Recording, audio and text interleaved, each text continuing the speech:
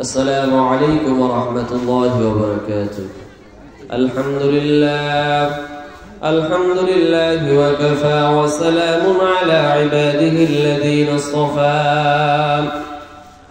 أما بعد فأعوذ بالله من شرور أنفسنا ومن سيئات أعمالنا. من يهده الله فلا مضل له ومن يضلله فلا هادي له.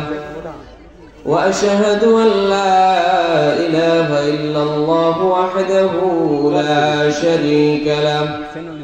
وأشهد أن محمدا عبده ورسوله أرسله بالحق بشيرا ونذيرا وداعيا إلى الله بإذنه وسراجا وقمرا منيرا. فقد قال الله تبارك وتعالى في كلامه المجيد وفرقانه الحميد: أعوذ بالله من الشيطان الرجيم. بسم الله الرحمن الرحيم. يا أيها الذين آمنوا اتقوا الله حق تقاته ولا تموتن إلا وأنتم مسلمون. وقال تعالى: يا أيها الذين آمنوا صلوا عليه وسلموا تسليما. اللهم صل على سيدنا ونبينا وشفينا وحبيبنا ومولانا محمد صلى الله عليه وعلى آله وأصحابه وبارك وسلم. کر لگیا کند منوش، کر لگیا کند منوش، کر لگیا শোক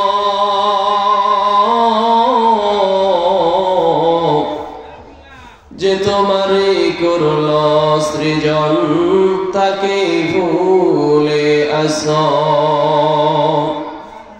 ওরে कर लगिया कन्द मनुष, कर लगिया शोक जे तुम्हारे करलो सृजन ताके भूले আসো। এই পৃথিবীর মালিক যিনি,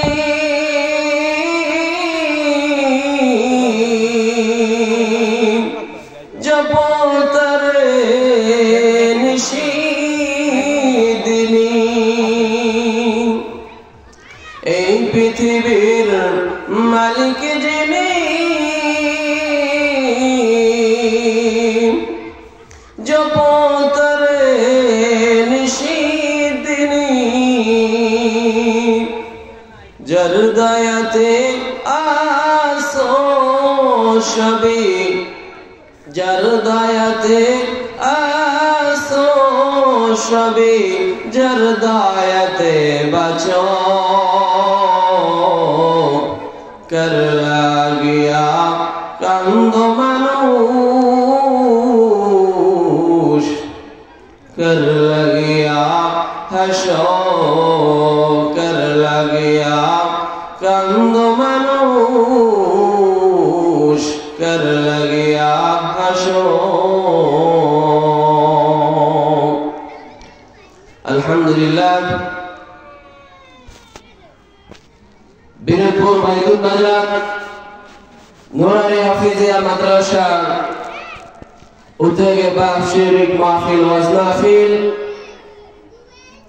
আল্লাহ রাব্বুল আলামিন আমাদেরকে এই মাহফিলটাকে কবুল নাজাতের জন্য কবুল আর মঞ্জুর করে নেন। তো আল্লাহ রাব্বুল আলামিন আমাদেরকে দুনিয়া থেকে প্রকৃত মুসলমান হয়ে তারপরে কবরে যাওয়ার তৌফিক দান করুন। কেননা আল্লাহ সুবহানাহু ওয়া তাআলা বলেছেন যে তোমরা প্রকৃত মুসলমান হয়ে তারপরে কবরে এসো। আল্লাহ রাব্বুল আলামিন বান্দাদের জন্য বলেছেন যে বান্দারা তোমরা নৈরাশ হও না, গুনাহ করেছো তো তওবা করো, আমি আল্লাহ সুবহানাহু ওয়া তাআলা তোমাদের জীবনের সমস্ত গুনাহগুলো মাফ করে দিব।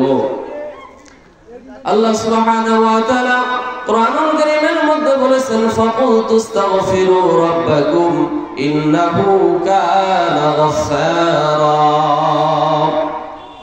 বান্দা তুমি গুনাহ করেছো, আল্লাহ তাআলার দরবারে হাত তুলে তওবা করো, ক্ষমা চাও, মহান আল্লাহ রাব্বুল আলামিন তোমার तमाम জিন্দেগীর সমস্ত গুনাহগুলো মাফ করে দিবে। শুধুই তোমার গুনাহ মাফ হবে না, যদি তুমি তওবা করার মতো তওবা করো, ইউরসিলিস সামাআ আলাইকুম মিদরারা, আল্লাহ তাআলা তোমাদের জন্য আসমান থেকে বৃষ্টি বর্ষণ করে দিবেন। ওয়ায়ুমদিদকুম বিআমওয়ালিন ওয়া বানিন, শুধু তাই নয়, তওবা যদি করার মতো করো, আল্লাহ তাআলা তোমাদেরকে ফসল ফলাদির মধ্যে বরকত দান করবেন। তোমাদের যাদের ছেলে সন্তান হয় না, আল্লাহ রাব্বুল আলামিন তোমাদের ছেলে সন্তানের ব্যবস্থা করে দিবেন। যাদের ছেলে সন্তান রয়েছে অবাধ্য, পিতামাতার কথা শুনে না, আল্লাহ তাআলা তাদেরকে পিতামাতার বাধ্যগত সন্তান বানিয়ে দিবেন। শুধু তাই নয়, ওয়াজআল লাকুম জান্নাতিন ওয়াজআল লাকুম আনহারা, যদি তওবা করার মতো তওবা করো, আল্লাহ সুবহানাহু ওয়া তাআলা তোমাদেরকে এমন সুমহান জান্নাত দান করবেন, যেই জান্নাতের তলদেশে নহর প্রবাহিত থাকবে। এইজন্য মানুষের উচিত গুনাহ করার পরও আল্লাহ তাআলার কাছে তওবা করা, ক্ষমা চাওয়া। এটা আল্লাহ তাআলা বান্দাকে অত্যন্ত বেশি ভালোবাসেন। যারা গুনাহ করিয়া আল্লাহ তাআলার কাছে ক্ষমা চায় না, আল্লাহ তাআলা তাদেরকে পছন্দ করে না। কিন্তু যারা গুনাহের পরেও যখন তার গুনাহের কথা স্বীকার করিয়া মাওলার দরবারে নতজান হয়ে যায়, আল্লাহ তাআলা খুশি হয়ে তার तमाम জিন্দেগীর গুনাহগুলো মাফ করিয়া দেয়। এই জন্য হযরত হাসান বসরি রাহমাতুল্লাহ আলাইহি বলতেছেন যে দুনিয়া কুল্লুহা যুলমাতুন, পুরাটা দুনিয়া হলো অন্ধকার, কিন্তু এই দুনিয়ার মধ্যে এমন কিছু আলোকিত জায়গা আছে, যে জায়গাগুলোতে যদি মানুষ আসে বসে সেই কথাগুলো শুনে যদি জীবনে আমল করে, তাহলে তার জীবনটা হবে আলোকময়। আর ওই আমল যদি সে তার জীবনে করতে পারে, এই আমল দ্বারা সে আল্লাহ তাআলার জান্নাতে যাইতে পারবে। হযরত হাসান বসরি রাদিয়াল্লাহু আনহু বলেন, পুরোটা দুনিয়াই হলো অন্ধকার, কিন্তু এই দুনিয়ার মধ্যে আবার কিছু কিছু আলোকিত জায়গা রয়েছে। সেই আলোকিত জায়গা হলো মাজালিসুল উলামা, মাজালিসুল কোরআন। এক নম্বর হলো উলামায়ে কেরামের মজলিস, দুই নম্বর হলো কোরআনের মজলিস। যারা এই কোরআনের মজলিসে আসবে এবং এই থেকে যে সুন্দর সুন্দর আলোচনা করা হয়, এগুলোর উপর যদি সে আমল করে চলতে পারে, সেই হয়ে যাবে সফলকাম মুসলমান। قد أفلح من تزكى। এরাই যখন তারা তাদের নফসকে আত্মশুদ্ধি করে ফেলে, এরাই হয়ে যায় সফলকাম মুসলমান। আর তখন তাদের এই দুনিয়ার কোনো চিন্তা ভাবনা থাকে না, তাদের জন্য আখিরাতেই হয়ে যায় উত্তম মাধ্যম। আর আল্লাহ তাআলা এই সমস্ত বান্দাদেরকে অত্যন্ত বেশি পছন্দ করেন। এই জন্য আল্লাহ সুবহানাহু ওয়া তাআলা বলেছেন, প্রকৃত মুসলমান না হয়ে মৃত্যুবরণ করিও না।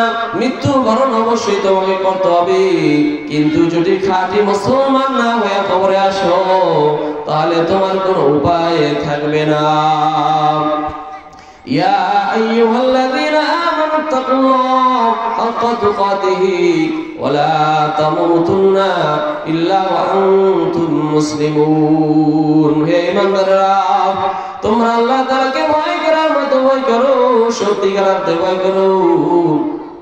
শুধু মুখে বলো না আমি আল্লাহ তাআলাকে ভয় করি, বরং অন্তর থেকে ভয় করো। ওয়ালা তামুতুন্না ইল্লা ওয়া আনতুম মুসলিমুন। আর তোমরা পরিপূর্ণ খাঁটি মুসলমান না হইয়া কেহ কবরে আসিও না। আল্লাহ তাআলা দুনিয়াতে বান্দাকে নিষ্পাপ অবস্থায় দুনিয়াতে পাঠাইছেন, আবার নিষ্পাপ অবস্থায় এই পৃথিবী ছাড়ার জন্য বলেছেন।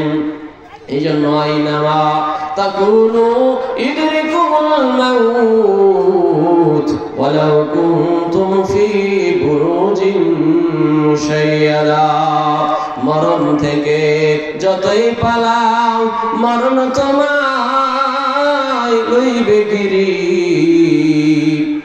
যদিও সুদূর আকাশ জমিনে লুকিয়ে সেথায় লাগাও সিঁড়ি।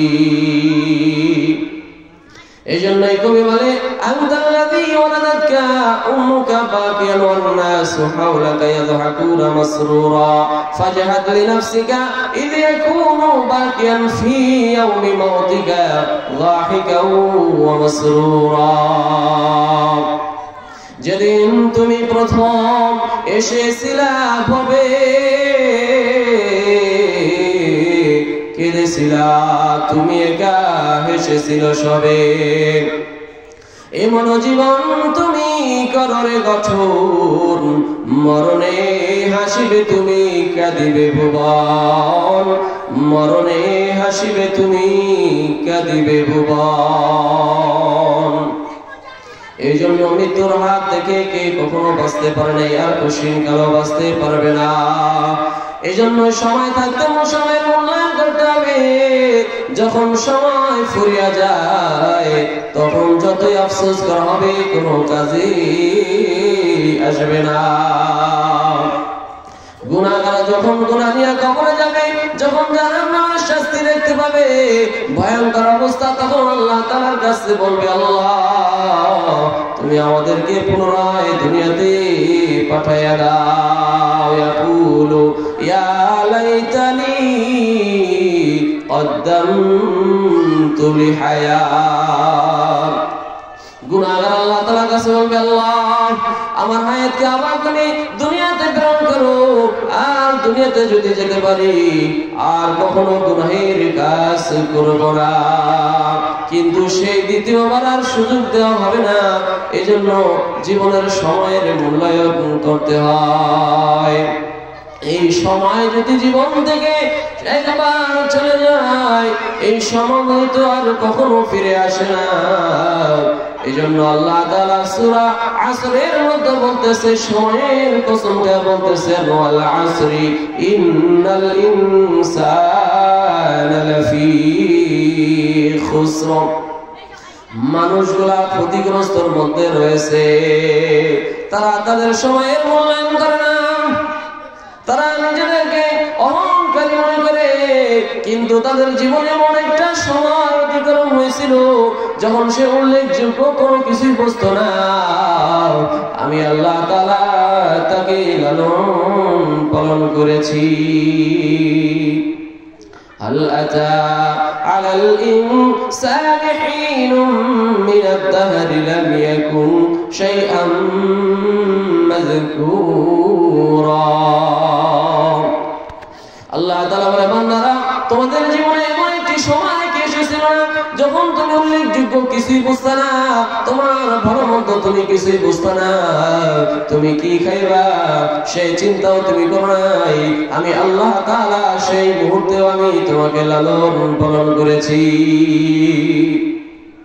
এখন তোমার শরীরে রক্ত মাংস হয়েছে, শরীর আমার অনেক শক্তি হয়েছে, তুমি আল্লাহ তাআলার সাথে নাফরমানি করো বান্দা। আমি আল্লাহ তাআলা চাইলে সেকেন্ডের মধ্যে তোমাকে দুর্বল বানায়া দিতে পারি। কেমনে কেমনে তুমি সেই রবের সাথে নাফরমানি করো। এই জন্য সময় থাকতে সময়ের মূল্যায়ন করো। আল্লাহ তাআলার কাছে যৌবন বয়সের ইবাদতের খুবই গুরুত্ব, খুবই মূল্যবান। যখন এই সময় চলে যাবে, এই সময় আর কখনো ফিরে আসবে না। যখন কবরের পথে রওনা হয়ে যাইবা, এই নিজের আমলই তোমার কাজে আসবে। দুনিয়ার কোন ধন সম্পদ, ছেলে সন্তান, টাকা পয়সা, সম্পত্তি কোনো কিছুই তোমার কাজে আসবে না। কেননা বান্দা যখন হাসরের ময়দানে কঠিন বিপদের মধ্যে পড়ে যাবে, যখন দেখবে তার কোনো উপায় নাই, এবার আল্লাহ তাআলার কাছে বলবে, আল্লাহ আমাকে একটু সুযোগ দেন, আমি আমার বাবার কাছে যাইতে চাই, দেখি আমার বাবা আমাকে কিছু নেক দিয়ে সাহায্য করে কিনা। আল্লাহ তাআলা বলবেন, বান্দা যাও। এই সন্তান তখন নিজের বাবার কাছে বলবে, বাবা দুনিয়াতে কত কষ্ট করিয়া লালন পালন করাইছো বাবা, আজকে সামান্য কিছু নেকির জন্য জান্নাতে যাইতে পারি না, আমাকে কিছু নেকি দিয়ে সাহায্য করো। বাবা বলবে, দুনিয়াতে তো বিবাহই করি নাই, আমার কোনো সন্তান ছিল না। এবার বাবার কাছ থেকে নৈরাশ হয়ে মায়ের কাছে যাবে, মা একই কথা বলবে, আপনজন কেউ তাকে নেকি দিয়ে সাহায্য করবে না। সর্বশেষে বান্দা আল্লাহ তাআলার সামনে এসে দাঁড়াবে।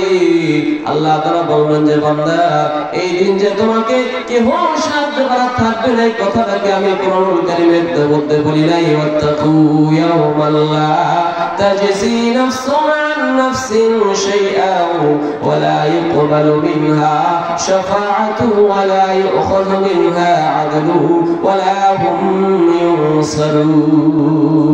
বান্দারা এমন একটা সময় আসবে যখন তোমাকে সুপারিশ করার কেউ থাকবে না, সাহায্য করার মতো কেউ থাকবে না, তোমার ধন সম্পত্তি ছেলে সন্তান কোনো কিছুই কাজে আসবে না। বান্দা এমন দিন আসার আগে সেই মালিককে ভয় করো। এই জন্য দুনিয়ার বাহাদুরি বেশি দিন থাকবে না। একটি মানুষ দুনিয়াতে সর্বদা সুখেও থাকতে পারে না। যদি একজন ব্যক্তি শুনে তার একজন পুত্র সন্তান জন্মগ্রহণ করেছে, খুশিতে মন আনন্দ ভরে যায়, ওই মানুষটা যদি আবার শুনে দোকানের মধ্যে চুরি হয়েছে, দোকানের মধ্যে ডাকাতি হয়েছে, তার মধ্যে দুঃখ কষ্ট চলে আসে। এই জন্যই এই দুনিয়া সুখের জায়গা না। আল্লাহ সুবহানাহু ওয়া তাআলা বলেন, এই দুনিয়ার মূল্য আমার কাছে একটা মাছির পাখার পরিমাণও দাম নাই। যদি এই দুনিয়ার মূল্য একটি সামান্য মাছির পাখার সম পরিমাণও যদি মূল্যায়ন থাকতো, দাম থাকতো, তাহলে আমি আল্লাহ তাআলা পৃথিবীর কোন পাপী ব্যক্তিদেরকে এক ঢোক পানিও পান করতে দিতাম না। এই যে আল্লাহ তাআলা বান্দাদেরকে নিয়ামত দিতেছেন, অসংখ্য নিয়ামত, আল্লাহ তাআলা মাঝে মাঝে কোরআনুল কারীমের মধ্যে সতর্ক করিয়া দেন, বান্দা قل أرأيتم إن أصبح ماؤكم غورا فمن يأتيكم بماء معين। তোমার প্রভু যদি তোমাদেরকে যেই প্রবাহমান পানি তিনি তোমাদেরকে দিতেছেন, এই পানিগুলোকে যদি ভূগর্ভস্থের ভিতর নিয়ে যায়, দরিয়ার পানিগুলো যদি শুকায় যায়, ভূগর্ভস্থের পানিগুলো যদি নিচে নামে যায়, কে আছে তোমাদেরকে পানি দিয়ে সাহায্য করবে রে বান্দা? কেউ তোমাদেরকে সাহায্য করতে পারবে না। আল্লাহ তাআলা বলে, আমি সমস্ত নিয়ামত তোমাদেরকে দিয়েছি বান্দা, তোমরা আমার কোন কোন নিয়ামতকে অস্বীকার করবা? আল্লাহ তাআলা এই কথাটা সূরা রহমানের মধ্যে বারবার বলে, ফাবিআইয়ি আলা'i রাব্বিকুমা তুকাযযিবান। বান্দারা তোমরা আমার কোন কোন নিয়ামতকে অস্বীকার করবা? এজন্য আল্লাহ তাআলার কোন নিয়ামতকে অস্বীকার করার ক্ষমতা পৃথিবীর মানুষের নাই। এজন্য মানুষ চাইলে গুনাহের কাছ থেকে বাঁচতে পারে, কিন্তু মানুষের স্বভাব হলো মানুষ মৃত্যুর হাত থেকে বাঁচতে চায়। কিন্তু না না, একটা মানুষ যদি চায় গুনাহের কাছ থেকে বাঁচতে পারে, কিন্তু মৃত্যুর হাত থেকে কশিন কালেও বাঁচতে পারে না। এজন্য আল্লাহ রাব্বুল আলামিন আমাদেরকে এই দুনিয়াতে পরিপূর্ণ খাঁটি মুসলমান ইমানদার মুত্তাকিন হইয়া তারপরে যেন কবরে যাওয়ার তৌফিক দান করেন। আল্লাহ রাব্বুল আলামিনের কাছে সর্বদাই প্রার্থনা করা যে, মাওলা দুনিয়াতে যেভাবে নিষ্পাপ অবস্থায় তুমি আমাদেরকে এনেছো, আবার মৃত্যুর সময় তুমি আমাদেরকে তাওবা নসিব করে নিষ্পাপ বানাইয়া তারপরে আমাদেরকে গহীন কবরে যাওয়ার তৌফিক দান করিও। আল্লাহ রাব্বুল আলামিন আমাদেরকে দ্বীনের উপর অটল থাকার এবং বেশি বেশি নেক কাজ করার তৌফিক দান করুন। আমিন ওয়া আখির দাওয়ানা আলহামদুলিল্লাহি রাব্বিল আলামিন।